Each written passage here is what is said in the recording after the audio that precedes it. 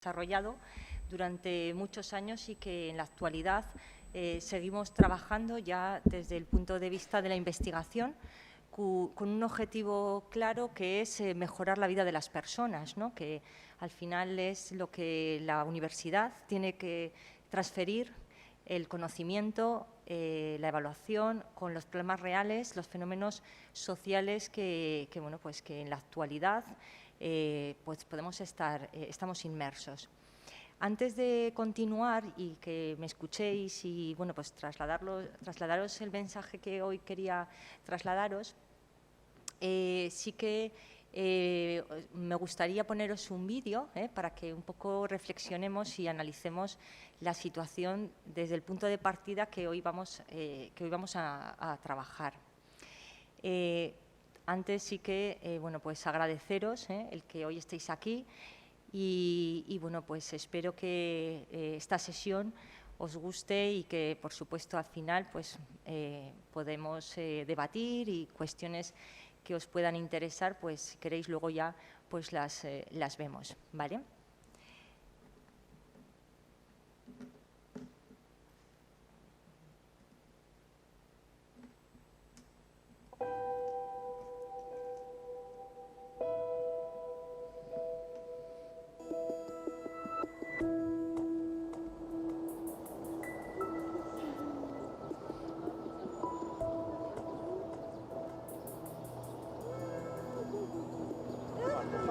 Anano. 6. أخلص خروج بدرا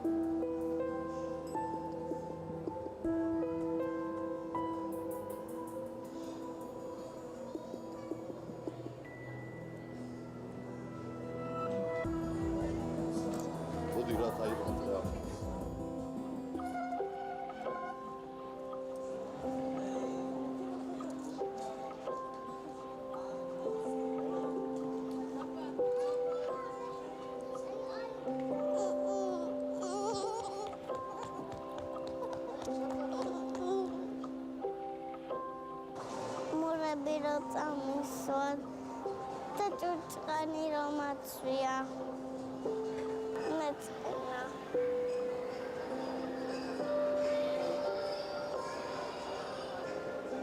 Gawi. Tadi semua una boda.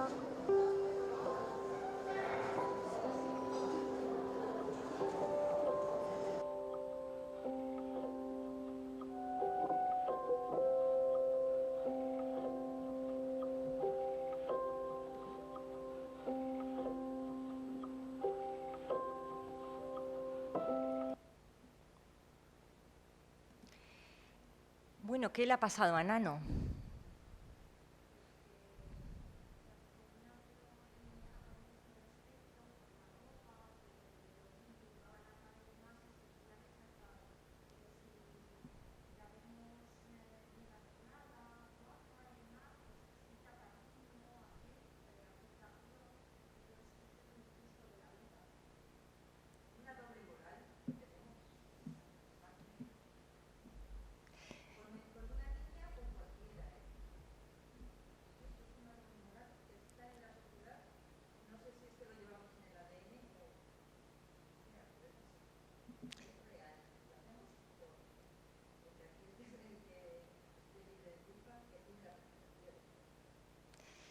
Efectivamente, un poco lo que viene a demostrar que ante la misma persona atribuimos pues, ciertas características o cierta imagen que socialmente construimos en base a esos atributos o esas características que nosotros percibimos exclusivamente con la mirada, con los ojos, y que lo que hacemos es, ante esa mirada, ante esa visión que tenemos, pues añadimos otro tipo de características, de adjetivos, de atribuciones, que hacemos que nosotros respondamos de una manera determinada, ¿no? Pues ante la imagen de Ana, pues una niña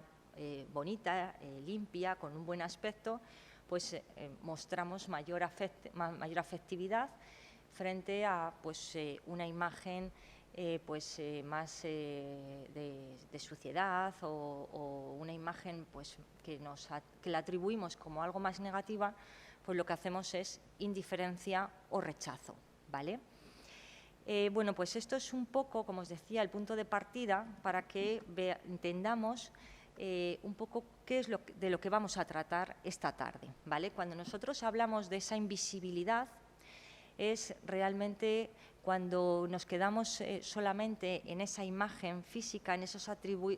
atribuciones que vemos solamente con la primera mirada y no nos paramos a analizar o a pensar qué hay detrás de todo esto, ¿no? ¿Qué hay detrás de esa persona? ¿Qué otras características, qué otra serie de circunstancias pueden estar influyendo o pueden estar interfiriendo en la situación de esas personas, ¿vale? Por eso, voy a poner os decía que bueno, pues mi objetivo es trasladaros cuál es la situación de muchas mujeres que son invisibles, que nosotros llamamos la invisibilidad de las invisibles, es decir, que tienen pues, una doble o triple carga que hacen que socialmente sean invisibles o que nosotros atribuimos ciertas cuestiones, ciertos atributos, ciertas características, ciertos juicios de valor que hace que también que nos comportemos hacia ellas pues, de una manera determinada. Como os decía mi compañera Esther,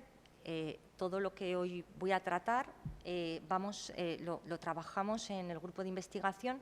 Políticas Públicas en Defensa de la Inclusión, la Diversidad y el Género, porque somos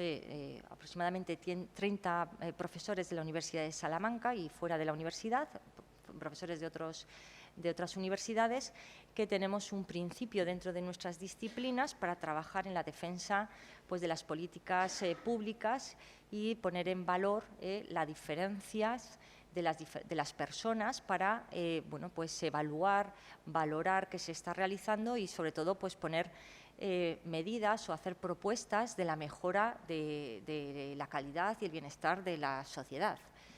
Y para nosotras es un aspecto importante el término del género. En mi caso, yo y algunas compañeras que trabajamos desde el ámbito de la psicología y de los servicios sociales y del trabajo social desde los aspectos más de intervención comunitaria y de intervención desde los servicios sociales, pues hemos trabajado mucho precisamente el concepto de vulnerable o vulnerabilidad, que seguramente lo habréis escuchado y además en momentos de pandemia ha sido algo muy habitual, ¿no? El haber escuchado en la televisión la vulnerabilidad de la situación de pandemia. Nosotras lo que hemos trabajado es que a veces se está utilizando el concepto vulnerable y vulnerabilidad de una manera, en algunos casos, de manera incorrecta, porque con una pretensión, lógicamente, de poner el foco de atención ante las necesidades de ciertos grupos de personas, de ciertos colectivos, pues a veces lo que crea es un efecto totalmente contrario, un efecto estigmatizante, es decir, un efecto que damos por hecho de que todas las personas que se encuentran dentro de ese grupo pues son iguales, tienen las mismas características, tienen las mismas necesidades y tienen las mismas particularidades, cuando es totalmente incorrecto. ¿De dónde sale esta esta idea que nosotras trabajamos, porque sale precisamente de estudiar cómo diferentes disciplinas del derecho, de la sociología, del trabajo social, de la medicina, han utilizado el concepto de vulnerable y vulnerabilidad de manera bueno, pues totalmente heterogénea. Cada uno entiende de manera diferente qué es vulnerable y qué es vulnerabilidad. Claro, esto es importante identificarlo, porque es importante cuando nosotros hablamos de vulnerabilidad y vulnerable, pues tenemos que entender y tenemos que explicar desde qué concepto lo hablamos, ¿vale? ¿Por qué? Pues porque precisamente un uso inadecuado puede generar pues una idea pues muy estereotipada, muy generalizada, y podemos de alguna forma pues, crear, ¿no?, como diferentes grupos que en la sociedad interpretamos que son iguales. Os pongo un ejemplo para que me entendáis. Cuando nosotros hablamos de grupos vulnerables, pues, por ejemplo, caemos a veces en el error de identificar que, por ejemplo, el grupo de vulnerables de mujeres migrantes tienen las mismas características, y no es así. O el grupo de mujeres, por ejemplo, que se encuentran en situación de exclusión, tienen las mismas características, y no es así. Por eso nosotras abogamos por el uso más correcto, desde luego en nuestro ámbito, de utilizar las situaciones de vulnerabilidad, porque además la pandemia nos ha demostrado de que no hay un grupo cerrado de ser vulnerable, porque en un momento dado pueden haber circunstancias en la vida que generan esa vulnerabilidad, ¿vale?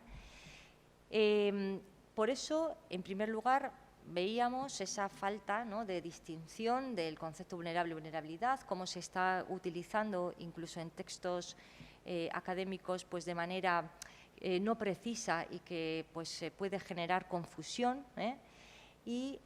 bueno, pues también nosotras entendíamos que una manera, aunque es habitual utilizarlo porque además es una manera de que nos podamos entender más fácilmente, pues también el uso de grupos, ¿no?, identificar como grupos. ¿Por qué? Porque la realidad, y es verdad y es nuestro cometido, es analizar las situaciones de vida, las experiencias vitales, las necesidades que sufren pues, ciertas personas, ciertos grupos de personas, para poder poner medidas y para poder poner un foco de atención para poder resolver situaciones, ¿no? También nosotros veíamos que en muchos casos utilizamos el concepto de vulnerable con no con una intencionalidad, por supuesto, ¿no?, pero sí con un uso que puede generar victimismo. Y todo lo que genera victimismo pues puede generar que parece que las cosas no van a cambiar y que no pueden cambiar, con lo cual pues podemos interpretar que, por ejemplo, lo que hoy vamos a tratar, las mujeres que tienen enfermedad mental no va a modificar sus circunstancias, y eso sabemos que no es así, que pueden modificarse. Con lo cual, nosotras partimos de la base de que cuando nosotras trabajamos con grupos vulnerables, es importante identificar y explicar este tipo de cuestiones, ¿no? Cuestiones de que la vulnerabilidad no es, perdón, que las personas, por identificarlas en un grupo, pues que no es algo estático, que es algo que puede cambiar. Y de hecho, cuando hacemos propuestas de medidas para cambiar, pues lógicamente ya estamos reconociendo esa posibilidad de cambio, y sobre todo pues esa mirada victimista, ¿no? Claro, probablemente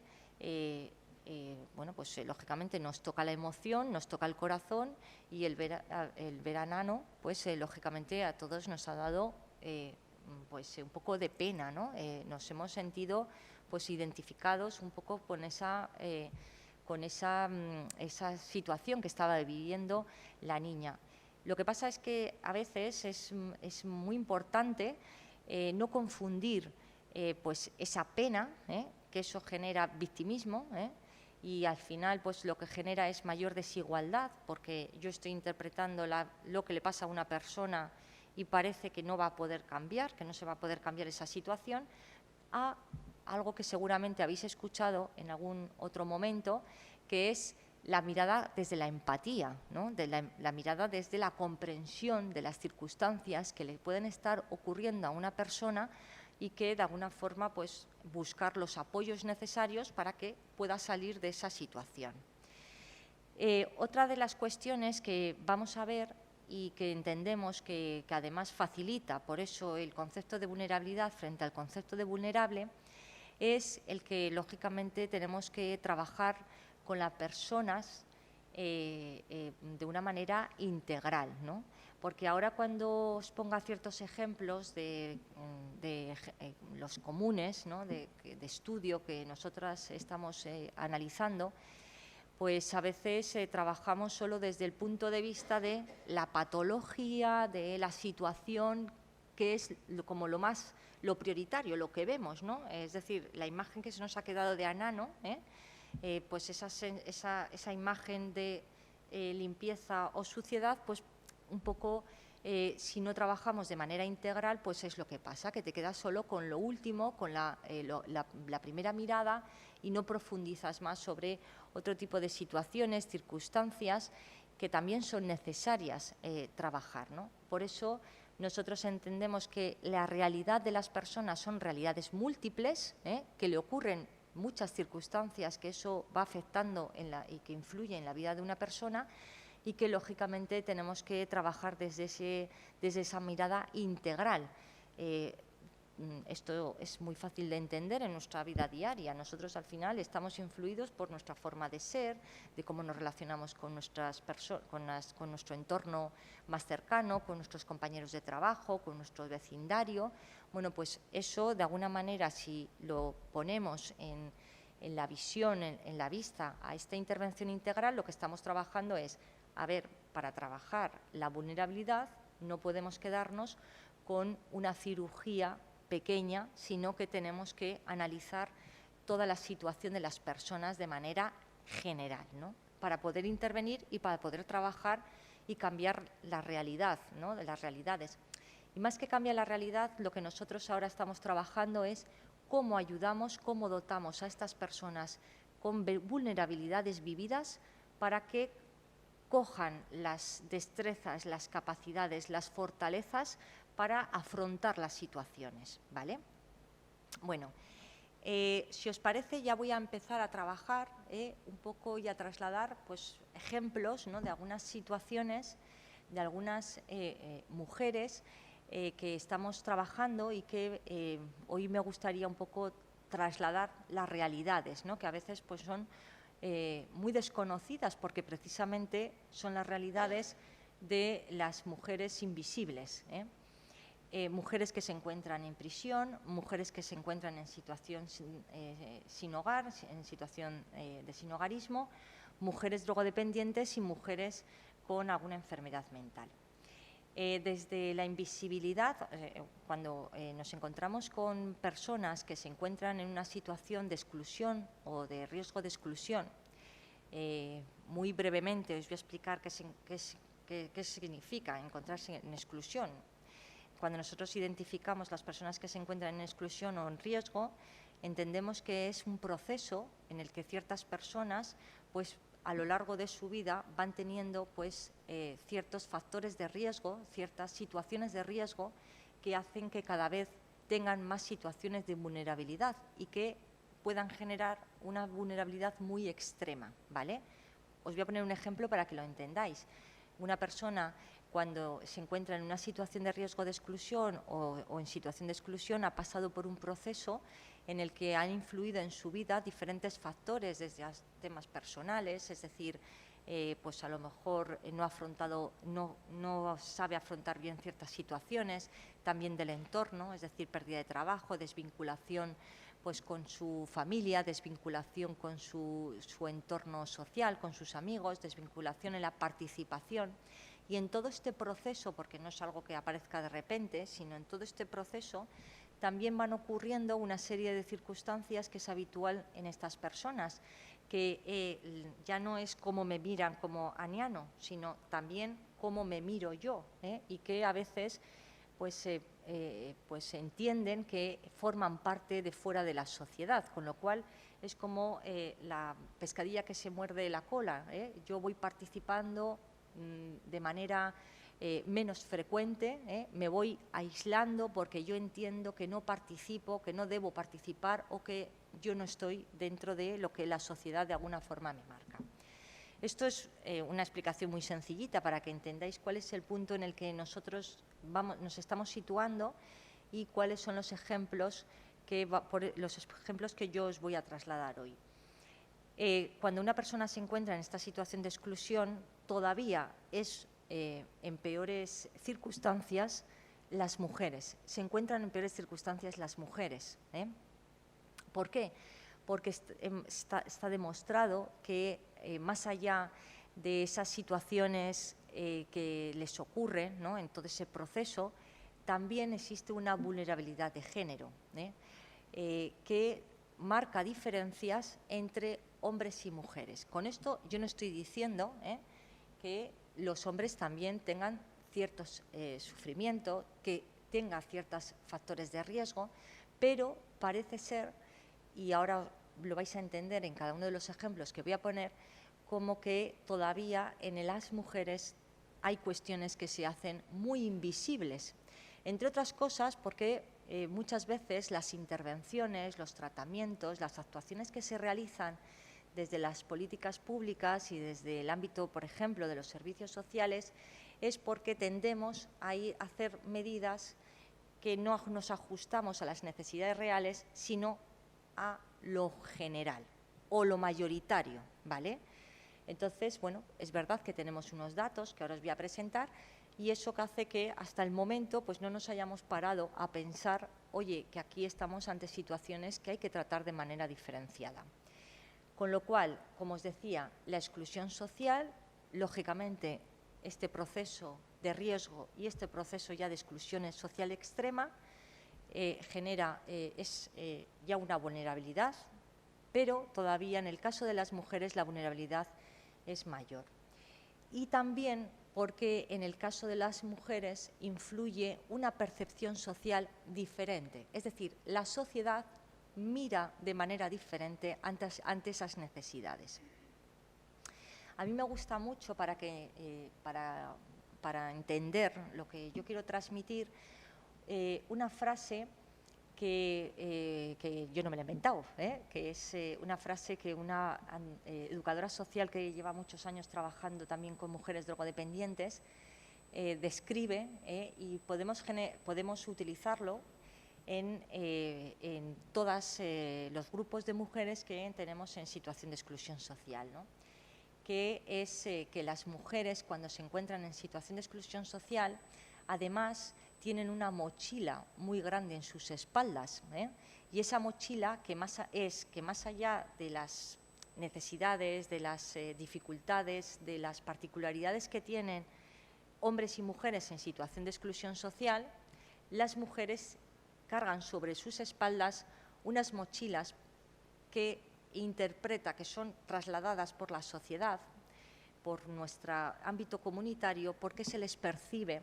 como malas mujeres, malas madres, malas hijas y malas esposas. Esto significa que cuando nosotros hablamos de esa invisibilidad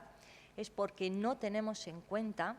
que muchas veces son estigmatizadas, son juzgadas, porque no entendemos cierto comportamiento o porque justificamos que el comportamiento que tienen pues se debe a que realmente pues hacen las cosas muy mal en diferentes ámbitos y sobre todo muy relacionados con el ámbito privado. Vamos a centrarnos en uno de los ejemplos que os quería trasladar, que es, por ejemplo, mujeres que se encuentran en prisión. Yo he trabajado con mujeres en prisión muchos años. Antes de la universidad, yo he compaginado universidad con la intervención directa y he tenido pues, la oportunidad de trabajar con hombres y mujeres en el ámbito penitenciario. He trabajado con ambos grupos. Creo que además ambos grupos me han enseñado mucho a ver realidades y a interpretar las realidades que a veces, pues, si no estás tocando esa realidad, pues a veces no te imaginas, ¿no? Las mujeres en prisión esto es algo que nos lo dicen los datos y es verdad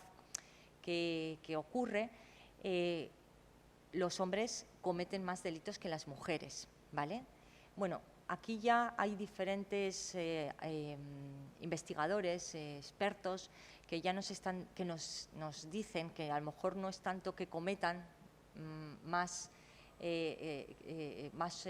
delitos, sino que a lo mejor, bueno, pues la delincuencia que realizan es diferente a la de los hombres, ¿no? O que bueno, pues que también en muchas ocasiones por el estigma social, lo que se espera de las mujeres, no se espera que las mujeres sean delincuentes, ¿eh? Eso es una creencia muy generalizada que tenemos. Bueno, la realidad, que es por la que yo quiero basarme en lo que os voy a comentar, es que es verdad que la población femenina que tenemos en España, en los centros penitenciarios, es de un 8% aproximadamente. Estos datos varían anualmente, pero como mucho vamos a un 9%, hay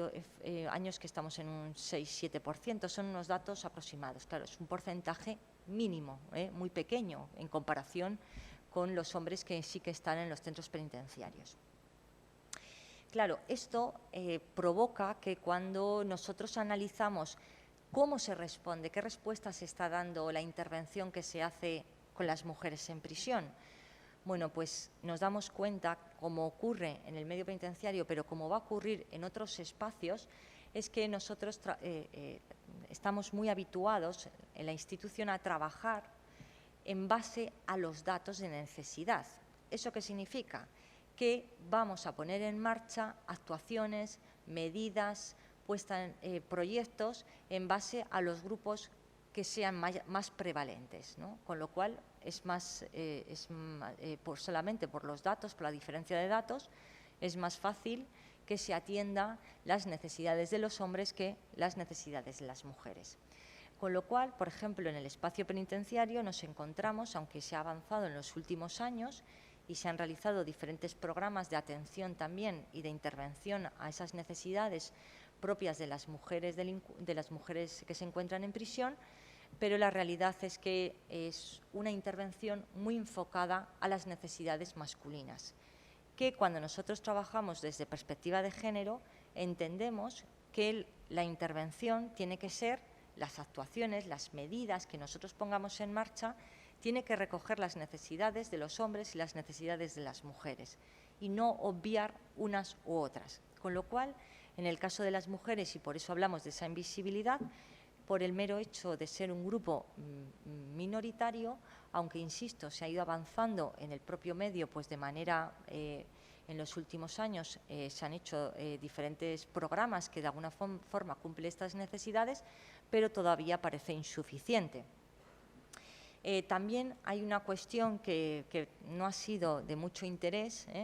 que ha sido la investigación en la mujer delincuente. Hemos hablado de delincuencia, hemos estudiado mucho la delincuencia, pero no nos hemos parado a analizar esas diferencias, ¿no? Y sobre todo analizar pues, esas peculiaridades o esas necesidades que tienen pues, los hombres delincuentes frente a las mujeres delincuentes. También se ha visto en la propia investigación con la investigación es que existe una situación de desigualdad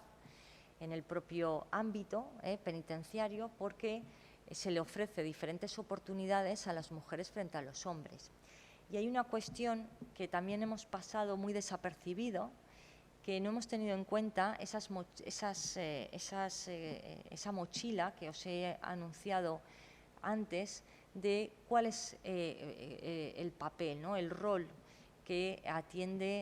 tiene, ¿no? La mujer y que por las propias circunstancias físicas, es decir, está en un centro penitenciario, con lo cual hay una separación física, ya bueno, pues hay una ruptura, una desvinculación y ya no ejerce de madre, ejerce de hija o ejerce de, bueno, pues, de esposa, ¿no? Y eso es una carga muy importante que la mujer que se encuentra en el medio penitenciario sufre, ¿vale? porque una de las cuestiones que hemos visto es que la mujer en el medio penitenciario sigue adoptando el rol de cuidadora, hasta tal punto que aunque haya ese distanciamiento físico porque se encuentra interna, sigue todavía en su preocupación, en su sufrimiento, en qué le pasa a los hijos, qué le pasará a sus hijos, qué le pasa a sus padres, qué le pasa a su pareja, ¿no? Porque los estudios que hemos realizado, y nosotros en nuestro equipo, en el grupo de investigación hemos realizado algún estudio de este tema, nos hemos encontrado que efectivamente las mujeres han sufrido experiencias de victimización, han sido víctimas de diferentes situaciones de abuso sexual en la infancia, de maltrato a lo largo de su vida, pero además no desconectan ese rol de cuidador es el rol de cuidadora cuando entra en prisión. Con lo cual su preocupación, su sufrimiento, su carga sigue siendo qué estará ocurriendo fuera, ¿no? Pero además se añade lo que hemos dicho antes, ¿no? Ese estigma, esa visión social que además la penaliza por ser mujer delincuente, porque además, haciendo alusión a ese concepto que hablábamos de vulnerabilidad,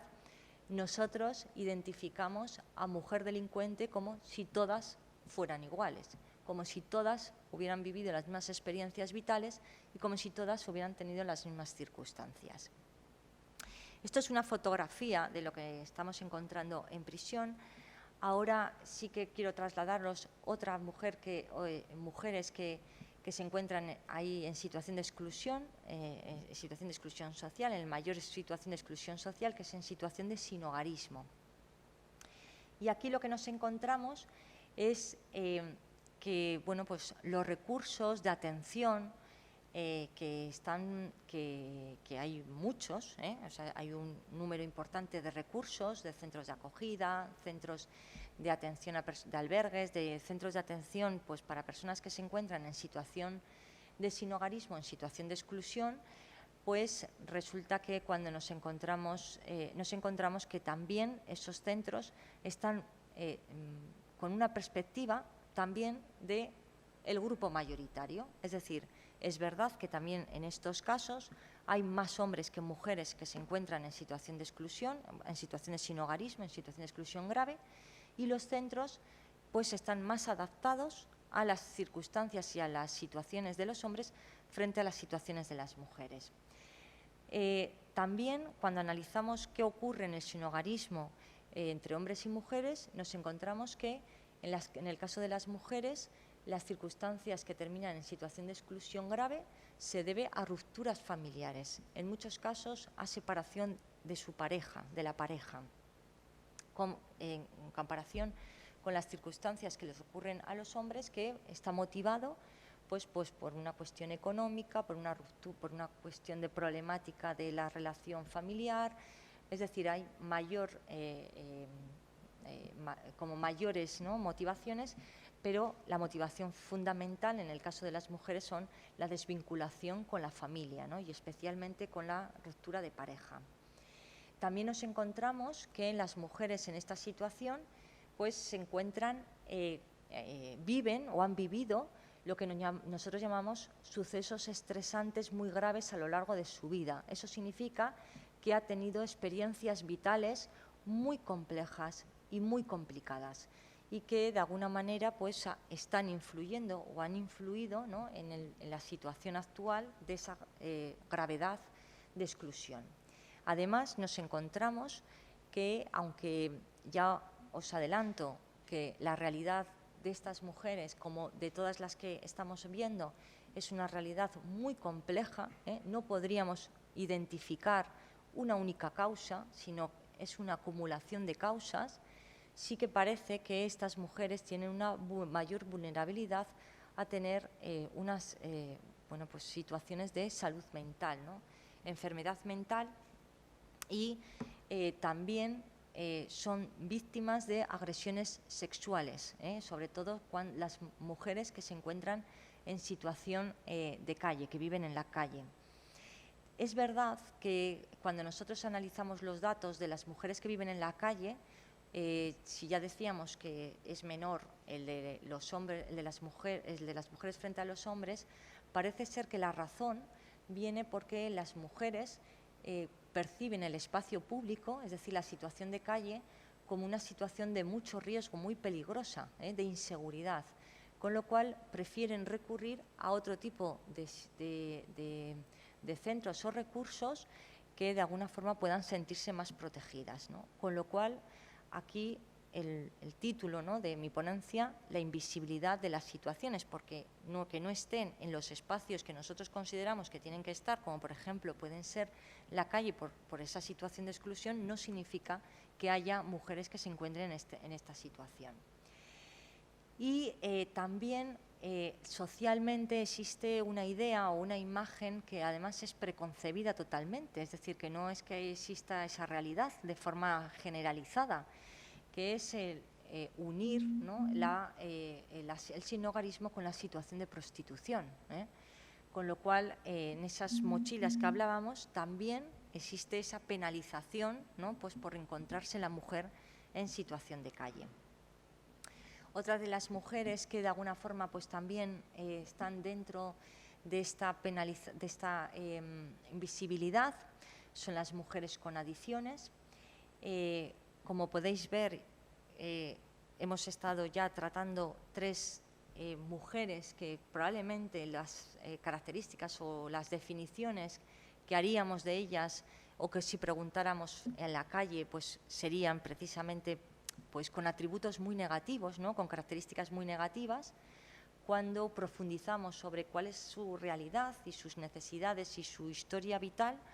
pues nos puede sorprender e incluso poder llegar a entender, ¿no?, algunas de las circunstancias por las que se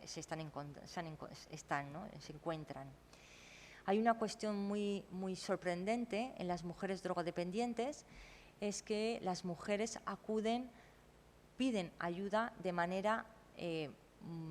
muy exagerada, o sea, no piden ayuda de manera muy descompensada frente a los hombres. Es decir, es más difícil que las mujeres que se encuentran con alguna adicción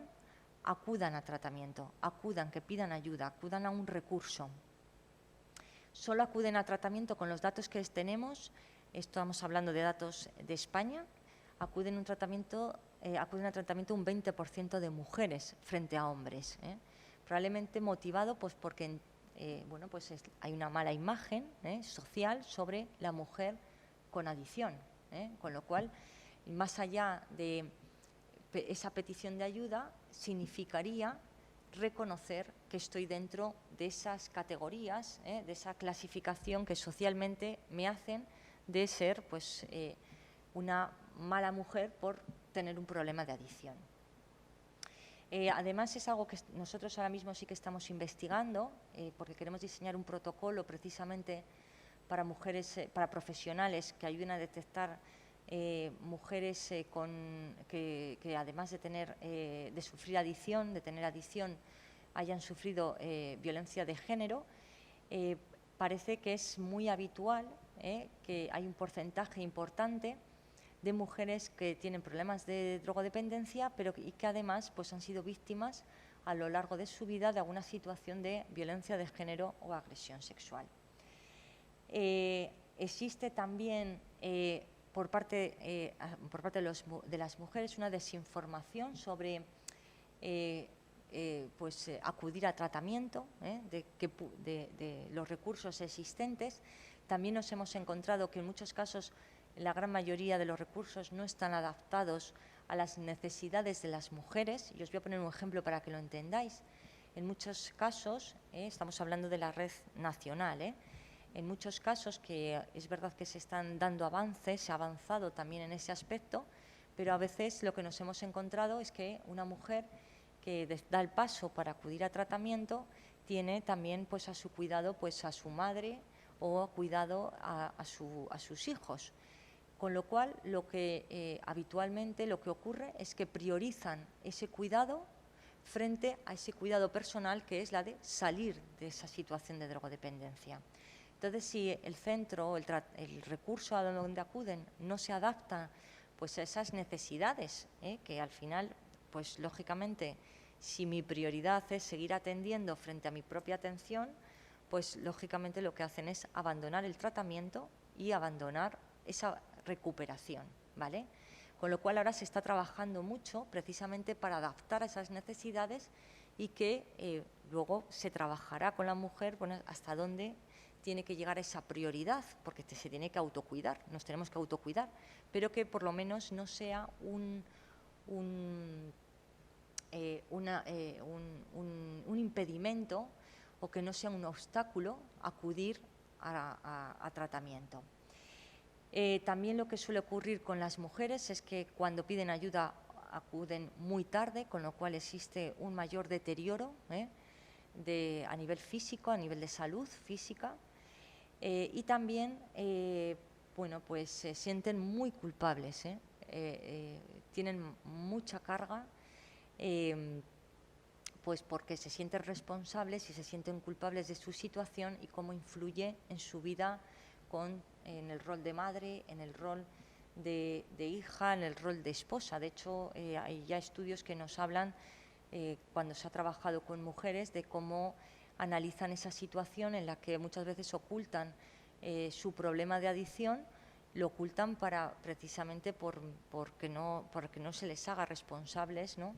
Y que puedan tener algún tipo de problemas con el cuidado de sus hijos, ¿no? Que puedan de alguna forma pues, quitarles pues, a lo mejor la guarda o custodia.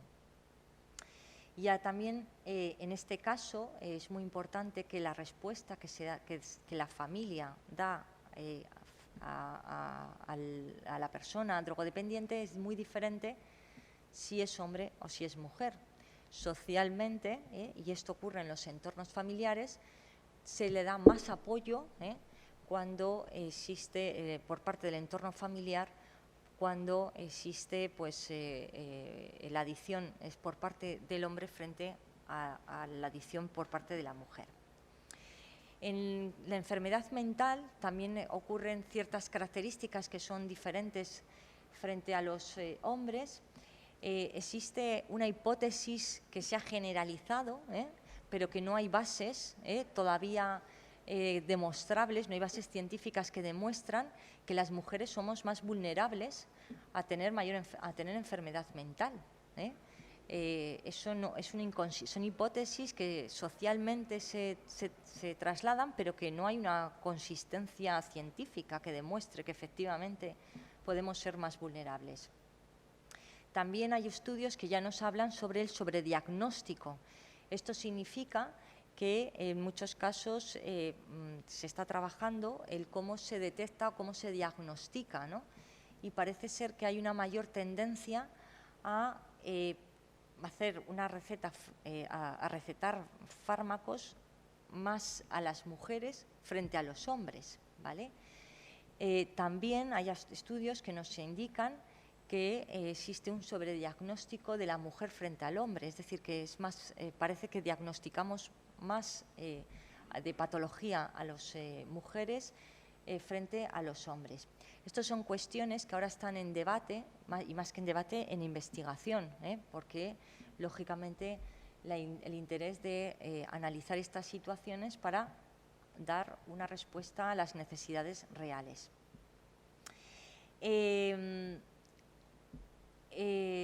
Hay un empeoramiento de las mujeres según los aspectos psicosociales, es decir, cuando estamos hablando de enfermedad mental en mujeres,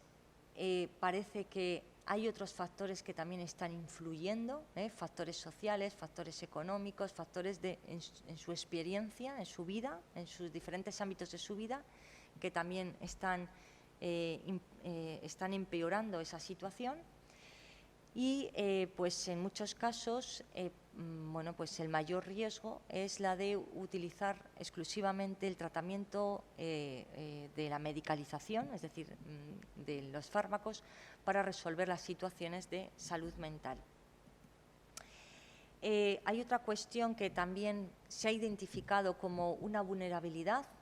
bueno, mejor dicho, como mujeres vulnerables, algo que lógicamente hay que desterrar totalmente, porque la mujer rural no es una mujer vulnerable. Podemos hablar de situaciones de vulnerabilidad, y lógicamente hay que analizar qué es lo que está ocurriendo, los cambios que se están produciendo